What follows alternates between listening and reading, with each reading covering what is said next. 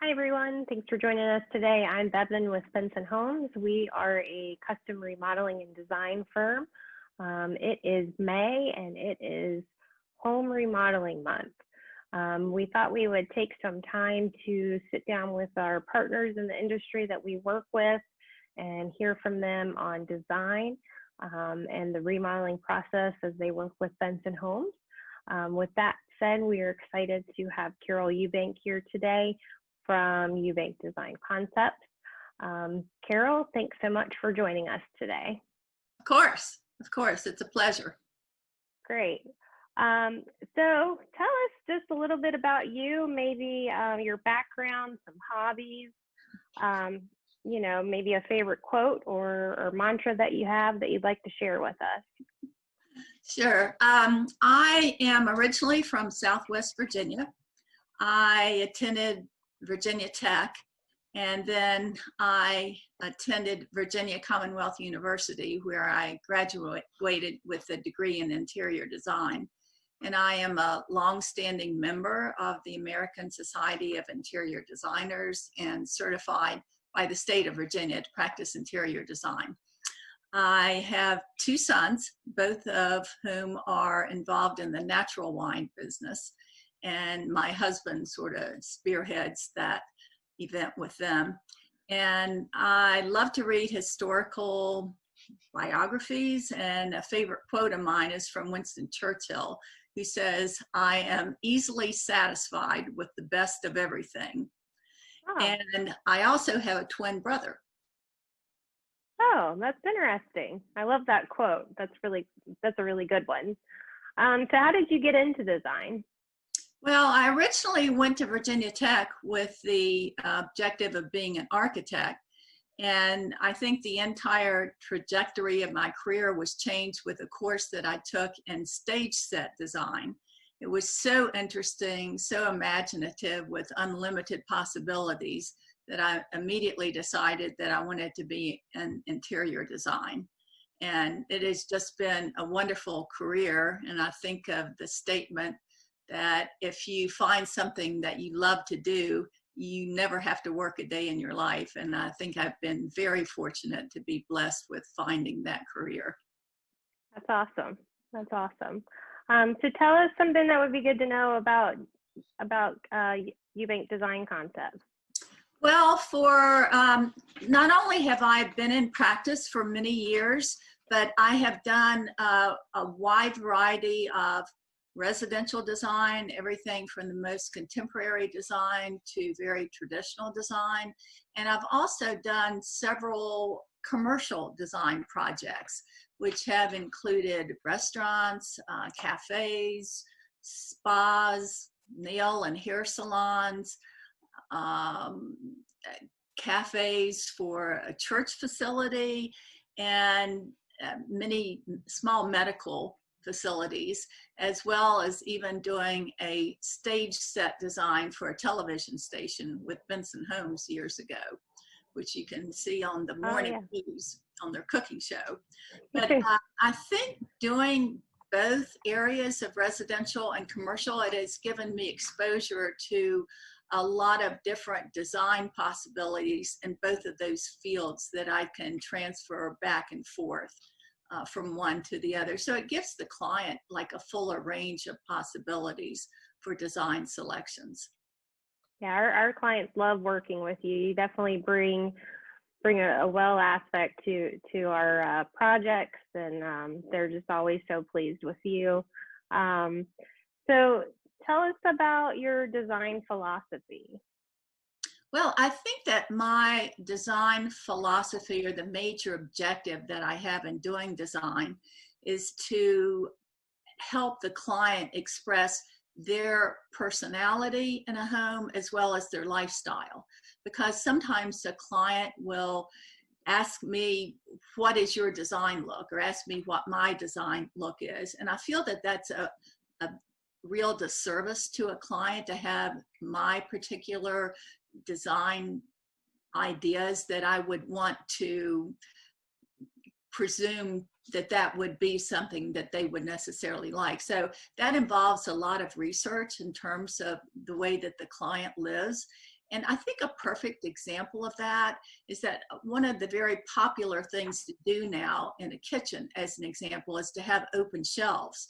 Well, as an example, that's great if you're very organized and you're very neat and you have certain things you want to display. However, if you have a house full or 3 or 4 young children and your life is pretty much in disarray from the moment you get up until you go to bed at night, you're not going to want to take that extra time to organize all those things very carefully. So a lot of that just involves research into the client's particular lifestyle.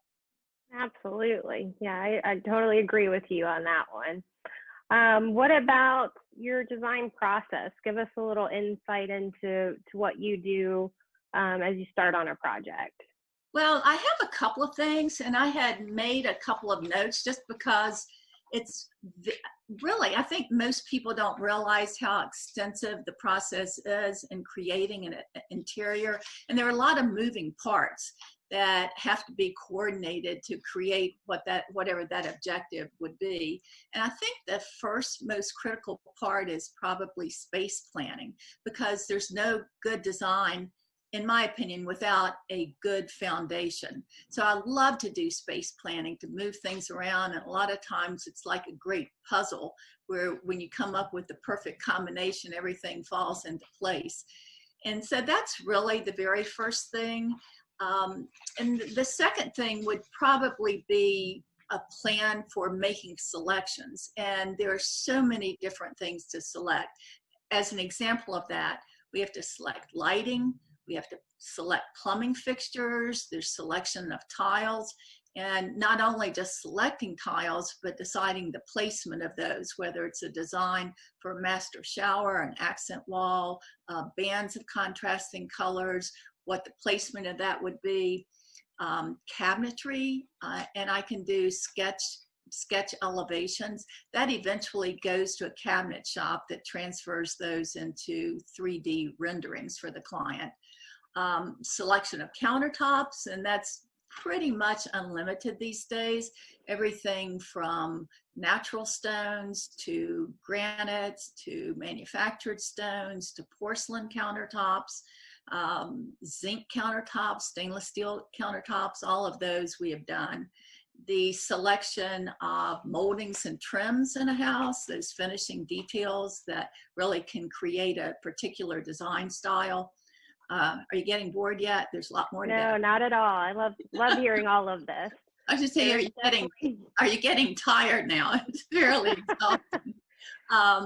And then in addition to that, we can also provide or specify furnishings, window treatments, and I love at the end of a project to be able to come in and put on those finishing touches, whether it's hanging artwork or organizing. As an example, in a commercial spaces, like I've had many clients that are in an office and they have a stack of diplomas and golf certificates, that sort of thing, all sitting on the floor that they'd like to display. And so creating a plan for that.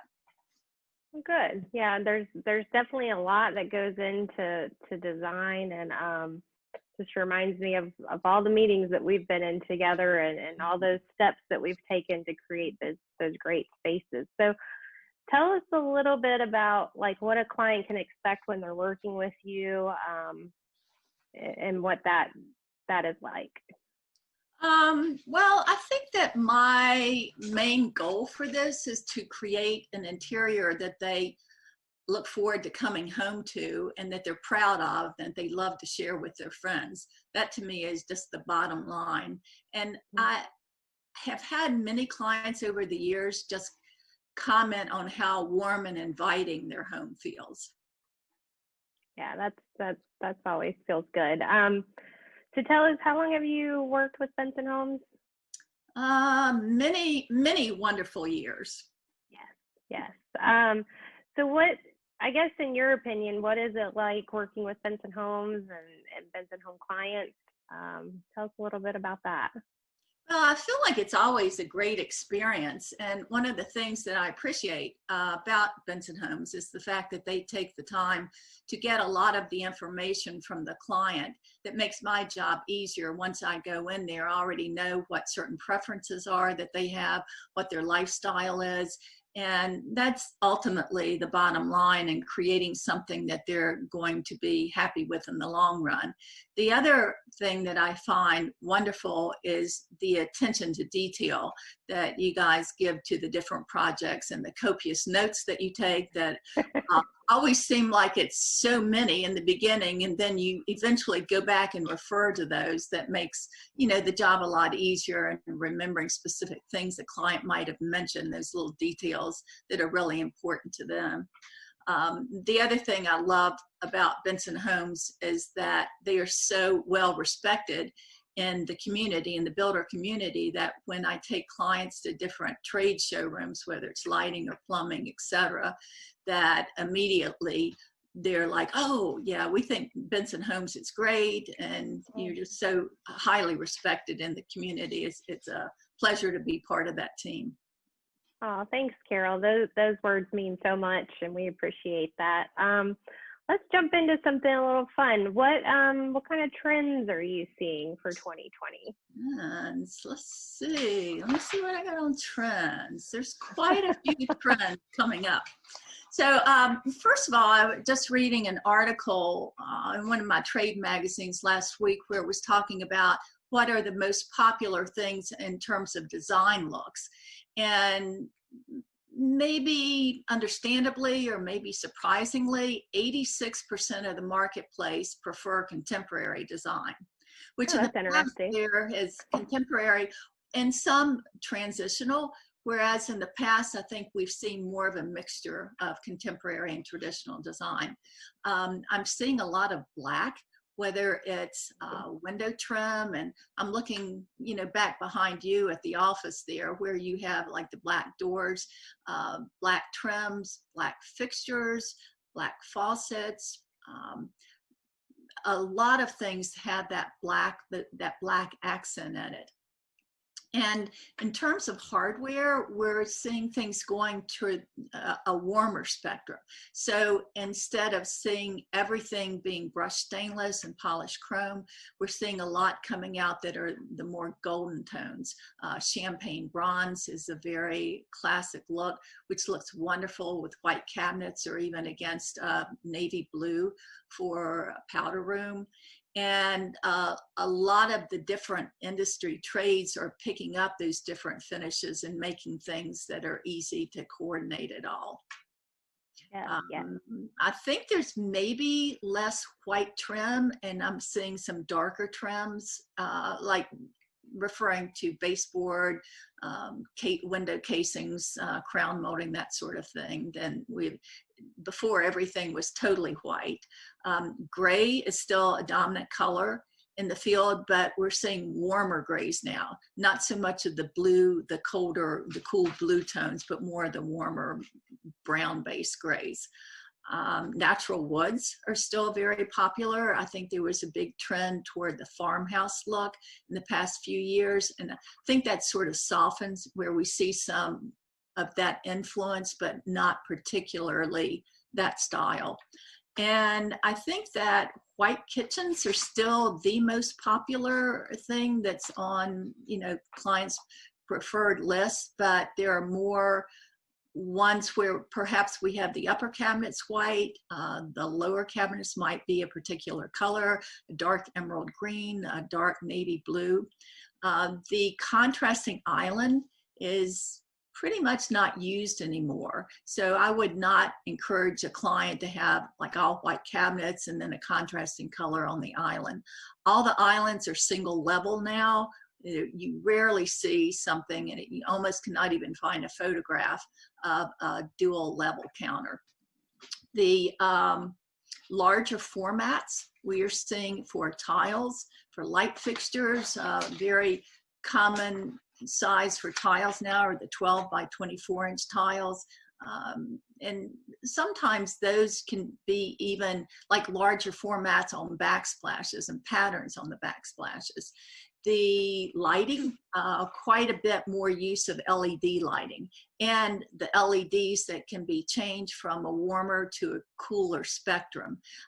The one thing I like to educate my clients about, because a lot of times people like to select their own lighting, is to not mix the different color rendition of the lights. So in other words, you don't want to have the daylight for your recessed cans up in the ceiling, and then you have warm incandescent light like underneath the countertop. But it's very distracting to see those two different colors. But a part of that, I think, is just being educated as to what to look for when you're purchasing that sort of lighting. And then flooring, we of course are seeing a lot on the vinyl floors, and it seems to be very, very popular in our area because of the humidity in our climate here. You cannot do a hardwood floor that's a wide plank because it doesn't hold up to the humidity. And a lot of those vinyl floors are so realistic now with great texture. They're fairly resistant to children, dogs, scratches, stains, water. And so they're very, very popular now. And then I think that there is also a great trend to handcrafted and locally produced goods, whether it's furnishings, cabinetry, that we're trying to give more of our design resources, our design expenditures, our building expenditures to our local economies. That's great. Yeah, we will, stay tuned for the next one, because we will be speaking with one of our local cabinet vendors here and doing the same with her. So watch for that one. Before we wrap up, tell me, I guess, maybe some key factors that might go into like a timeless classic design if somebody's looking for that. Well, I feel like a timeless classic design involves a lot of different considerations. And one, of course, is good quality. And I would advise the client to buy the best quality that you can afford, because that's something that's not going to go away. Whatever it's a piece of furnishing, whatever the finishes are, to try to get good quality. Classic patterns, whether that might be a stripe or botanicals and bed linens. We see a lot of solids and then mix in some patterns. We no longer typically see like a fully patterned bed covering. It's mostly solids with some other patterns mixed in. And I think there's a great attention to textures, and that's sort of a timeless look to really appreciate and to utilize different textures in an interior. And neutrals. I think the use of neutrals in your permanent finishes is a very wise decision. I mean, you can always change a paint color on the wall. You can change from any color of the rainbow. That's just unlimited. Change the look of that, change artwork, change accent pillows. But to change flooring, cabinetry, those permanent things, I think it is very wise to keep those in a neutral palette. And then I think in timeless design, you see collected items where there's not so much of a single look in a home. There's other things that are introduced which make it more personal for the homeowner, as well as for people coming and enjoying that space. That's great. Thanks for sharing, Carol. Well, we really appreciate your time today and hopping on and doing this with us. Like I said, our next episode will be with Jenna. She's with Coastal Cabinets. She is one of our local cabinet vendors, and we enjoy working with her. Carol works with us as well when we work on those projects that involve cabinets, and just stay tuned for that. But thank you, Carol. We appreciate it. All right. Thanks for having me on. I'll see you soon. All right. Okay. Bye. Bye.